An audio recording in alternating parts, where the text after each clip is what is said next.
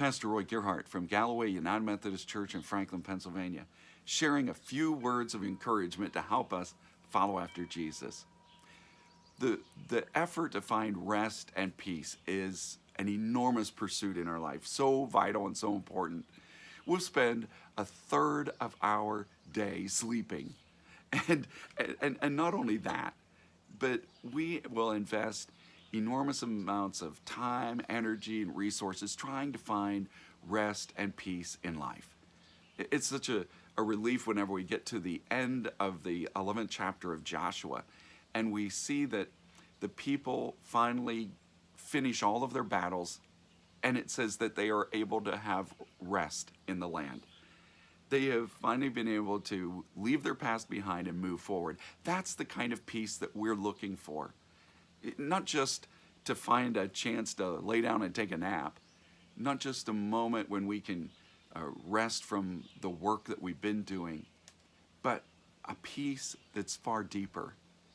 We're looking for peace in our lives where we can leave the past behind, where we can leave some old memories in the dust and move on to something new, where we can stop reacting to everything that goes on in our life through the lens of our history, and instead really get that new focus, new meaning.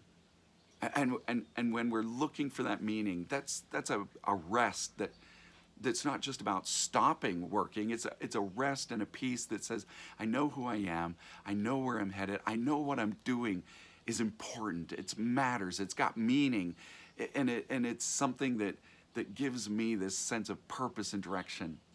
And that's the kind of peace and rest that we invest in massively in being able to reach and achieve. It's why the people of Israel fought so hard to find a home. God had promised it to them, but they had to step in and follow the Lord and meet these battles. But what they gain is that they leave behind their story of slavery, the years of wandering. They leave that behind and are able to gain a new life.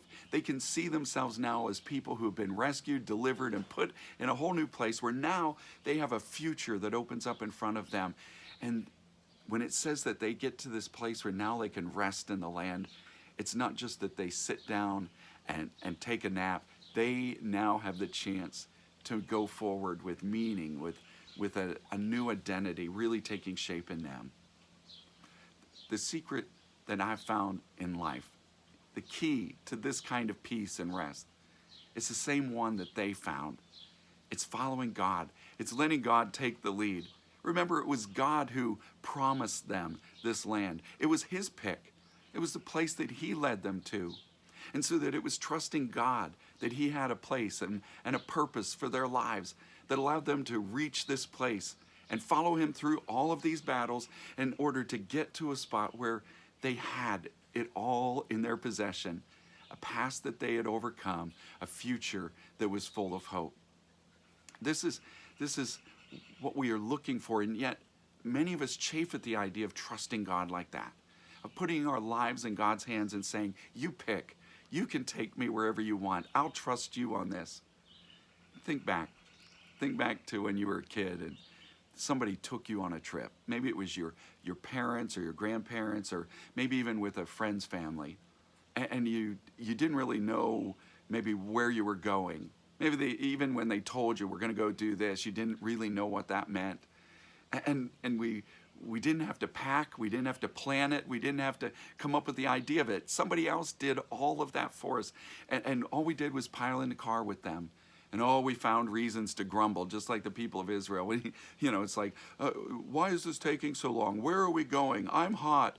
Are we there yet? And yet they took us there with their initiative. And then you get there and you don't even have to pay to go in.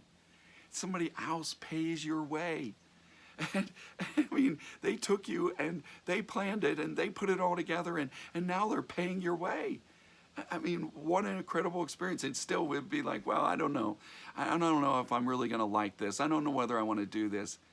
But remember what it was like in the car on the way home, whenever you were celebrating what an exciting and an incredible day it was, what a gift you had received. I mean, just talking about this now brings back memories that are cherished memories in your life to this day. You may even have taken someone else to do the same thing because it meant so much to you. Your kids, grandkids, somebody else, you took them along because it meant so much. That's what it's like to put your life in God's hands. That's God's grace.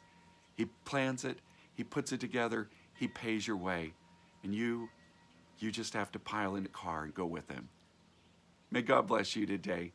And as you share this good news, may God make you a blessing wherever He takes you.